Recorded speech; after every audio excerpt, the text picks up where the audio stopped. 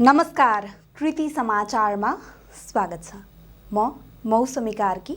समाचार सुरु गर्नुभन्दा पहिला मुख्य खबरहरू। गठबन्धनबाट बाहिरिएर चुनावी अभियानमा होमिएको जनता समाजवादी पार्टी धरानले गठबन्धनलाई नै सघाउन उम्मेदवारी निष्क्रिय। नगर प्रमुखको उम्मेदवार ताजुब लिम्बूद्वारा यस्तो घोषणा। पार्टीको निर्णयको बर्खिलापमा जानेहरूलाई कारबाही गरिने नेपाली काङ्ग्रेसका नेता डाक्टर शेखर कोइरालाको भनाई। पार्टीको निर्णयलाई सहर्ष स्वीकार गर्न आग्रह। राष्ट्रिय जनमुक्ति पार्टीको निर्वाचन परिचालन समितिले स्थानीय निर्वाचन लक्षित प्रतिबद्धता पत्र सार्वजनिक। खानेपानीदेखि करसम्मका प्रतिबद्धता। इस्लाम धर्मावलम्बीले धरानमा मनाए ईद उल फित्र। मुस्लिम समुदायद्वारा शुभकामना आदान प्रदान। र गायक राजु लामाले जलवायु परिवर्तनको असरबारे सन्देश दिन सगरमाथाको क्याम्प 3 मा पुगेर साङ्गीतिक प्रस्तुति। अब खबर विस्तारमा। गठबन्धनबाट बाहिरिएर चुनावी अभियानमा होमिएको जनता समाजवादी पार्टी धरानले गठबन्धनलाई नै सघाउन उम्मेदवारी निष्क्रिय बनाइएको घोषणा गरेको छ। आज धरानमा पत्रकार सम्मेलन गर्दै पार्टीका नगर प्रमुख ताजुब लिम्बू र उपप्रमुख बिना राईले उम्मेदवारी निष्क्रिय बनाइएको बताउनुभयो। प्रमुखका प्रत्याशी लिम्बूले केन्द्रीय तहको गठबन्धनको उद्देश्य प्राप्तिका लागि आफूहरूको उम्मेदवारी निष्क्रिय बनाइएको घोषणा गर्नुभयो। यसअघि 5 दलीय गठबन्धन भए पनि धरानमा पार्टीले सम्मानजनक उपस्थिति नपाएको भन्दै अलग्गै रहेर चुनाव प्रचारमा लागेको थियो। धरानमा काङ्ग्रेस माओवादी केन्द्र नेकपा एकीकृत समाजवादीको तालमेल भएको थियो।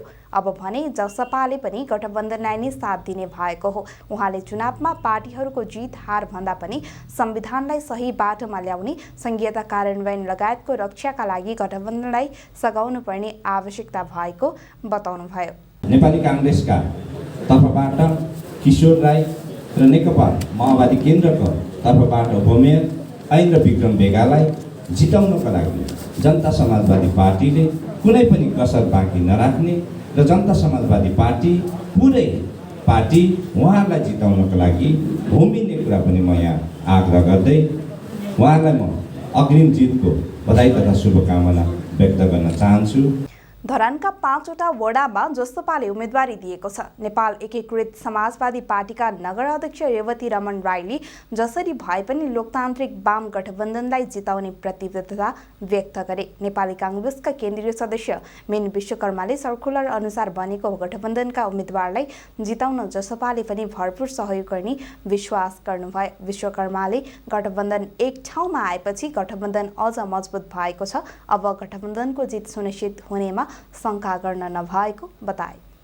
गठबन्धनमा आबद्ध दलहरूले आफू जित्ने सुनिश्चित भए मात्रै मैत्रीपूर्ण प्रतिस्पर्धा गर्ने, तर गठबन्धनका दलहरू नै हार्ने गरेर अरू कुनै अलोकतान्त्रिक शक्तिले, सर्वसत्तावादी शक्तिले, निरङ्कुश शक्तिले जित्ने अवस्था रह्यो भने त्यो बेला फेरि हामीले मैत्रीपूर्ण सहकार्य गर्ने भन्ने जुन निर्णय भएको थियो त्यही आधारमा जनता समाजवादी पार्टीको तर्फबाट उहाँले सदाशयताका साथ, हार्दिकताका साथ आज आफ्नो उम्मेदवारी निष्क्रिय पारेर गठबन्धनका साझा उम्मेदवारलाई जिताउने प्रण गर्नुभएको छ। म सम्पूर्ण यो गठबन्धनमा आबद्ध दलहरूको तर्फबाट, कङ्ग्रेसको तर्फबाट, मेरो तर्फबाट, यहाँ अभियानको तर्फबाट म जनता समाजवादी पार्टीका नेताहरूलाई र प्रस्तुत उम्मेदवारहरूलाई हार्दिक धन्यवाद।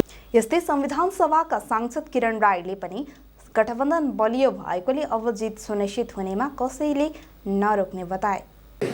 सङ्घीय लोकतान्त्रिक गणतन्त्रात्मक संविधानत्त लागू गर्ने सन्दर्भमा जुन किसिमको चाहिँ अवरोधहरू एकपछि अर्को चाहिँ स्टेपमा विकास हुँदै गयो, प्रयत्न हुँदै गयो, यसको प्रतिवादको निम्ति अहिलेको आवश्यकता गठबन्धनको जरुरी पर्यो।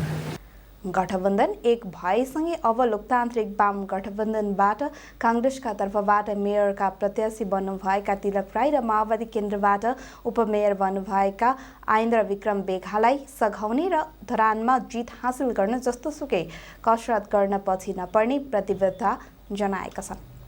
नेपाली काङ्ग्रेसका नेता डाक्टर शेखर कोइरालाले पार्टीको निर्णयको बर्खिलापमा जानेहरूलाई कारबाही गरिने बताउनु भएको छ।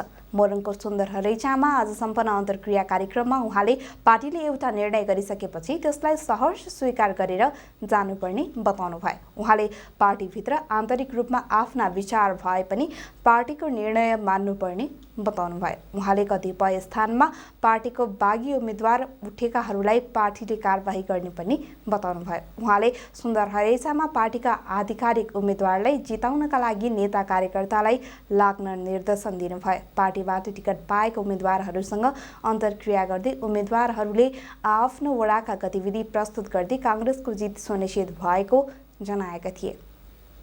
राष्ट्रिय जनमुक्ति पार्टीले निर्वाचन परिचालन समितिले स्थानीय निर्वाचन लक्षित प्रतिबद्धता पत्र सार्वजनिक गरेको छ। पार्टीको निर्वाचन परिचालन समितिले आज धरानमा पत्रकार सम्मेलन गर्दै निर्वाचन लक्षित प्रतिबद्धता पत्र सार्वजनिक गरेको हो, जसमा खानेपानी कर प्रणाली लगायतका विषयलाई प्रमुख बुँदामा राखेको छ। एउटा गरिब दुखीलाई अन्याय पर्यो भने इलाकामा निवेदन दिनु जानुहोस्, तपाईलाई 1500 2000 लिन्छ। त्यो गरिब दुखीले कहाँ बाँड्ने गर्छ? यो हामी नगरपालिकाले निःशुल्क गर्नेछौँ। घर नक्सा बनाउँदा 50% कर कम गर्नेछौँ। घर बनाउने मापदण्ड कम गर्नेछौँ। घर नक्सा 2 महिनाभित्रमा तयार गर्नेछौँ। त्यस्तै पार्टी केन्द्रीय समितिले पनि प्रतिबद्धता पत्र सार्वजनिक गरेको छ। पार्टीका केन्द्रीय अध्यक्ष केपी पालुङवाले नेपालको संविधान स्वीकार नगरे पनि जनताको अधिकारलाई सम्बोधन गर्न निर्वाचनमा जानुपर्छ भन्ने पार्टीको लाइन रहेको बताउनुभयो। थोरै भए पनि नेपालमा रहने धेरै जाति समुदायहरूले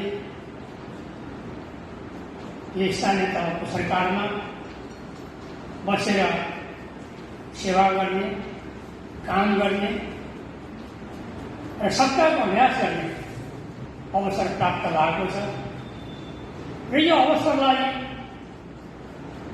सबै दाजुभाइ तथा दिदीबहिनीहरूले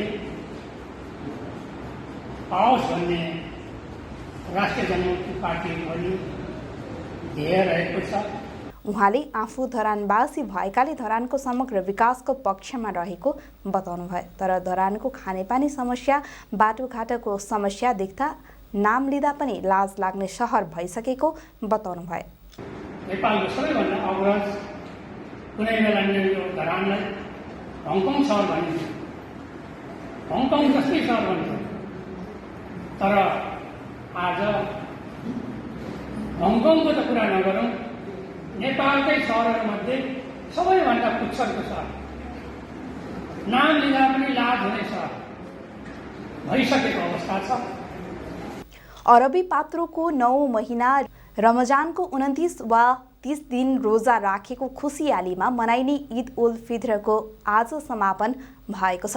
धरानमा पनि मुस्लिम समुदायले शुभकामना आदान प्रदान कार्यक्रम गरेर ईद उल फितरको समापन गरेका छन्। शुभकामना आदान प्रदान कार्यक्रममा नेकपा एमालेको तर्फबाट धरान उपमहानगरपालिकाको मेयरको उम्मेद्वार मन्जु भण्डारी र उपमेयरको उम्मेद्वार पदम इस्बल लिम्बू सहभागी हुनुभएको थियो।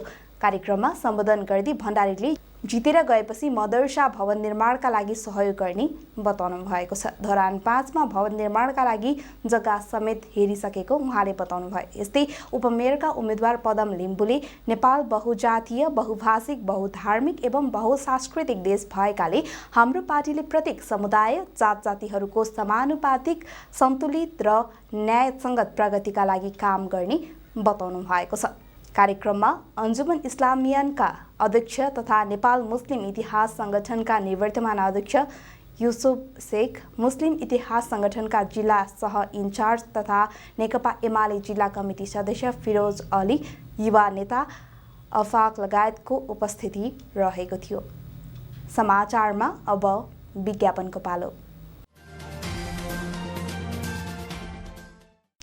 समाचारमा पुनः स्वागत छ। अब बाँकी खबर।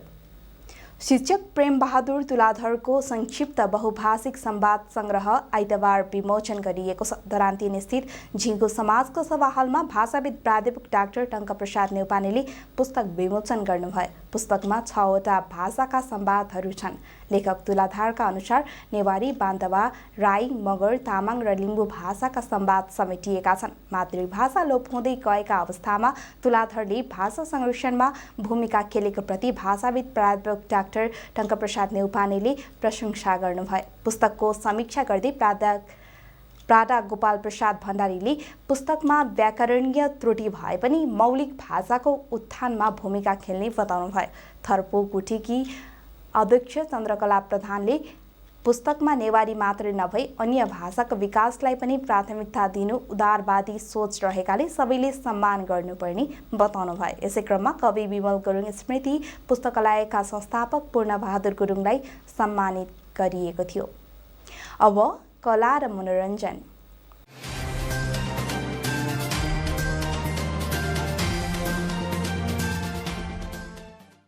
गायक राजु लामाले जलवायु परिवर्तनको असरबारे सन्देश दिन सगरमाथाको क्याम्प 3 मा पुगेर साङ्गीतिक प्रस्तुति दिनुभएको छ। लामाको मङ्गोलियन हार्ट ब्यान्डका लोकप्रिय गीतहरू प्रस्तुत गरिएको छ।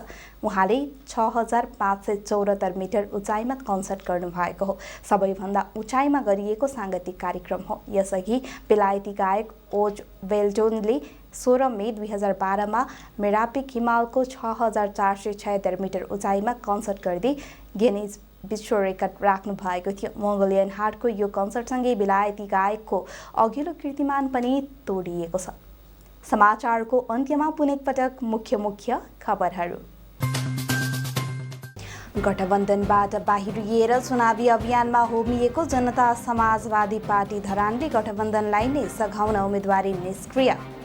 नगर प्रमुखको उम्मेद्वार ताजुब लिम्बूद्वारा यस्तो घोषणा।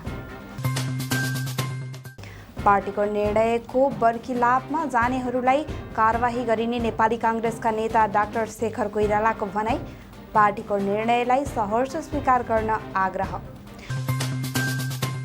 राष्ट्रिय जनमुक्ति पार्टीको निर्वाचन परिचालन समितिले स्थानीय निर्वाचन लक्षित प्रतिबद्धता पत्र सार्वजनिक। खानेपानीदेखि करसम्मका प्रतिबद्धता। इस्लाम धर्मावलम्बीले धरानमा मनाए ईद उल फित्र। मुस्लिम समुदायद्वारा शुभकामना आदान प्रदान। र गायक राजु लामाले जलवायु परिवर्तनको असरबारे सन्देश दिन सगरमाथाको क्याम्प 3 मा पुगेर साङ्गीतिक प्रस्तुति। कृति समाचार यति नै। कृति टेलिभिजन हेर्दै गर्नुहोला। नमस्कार।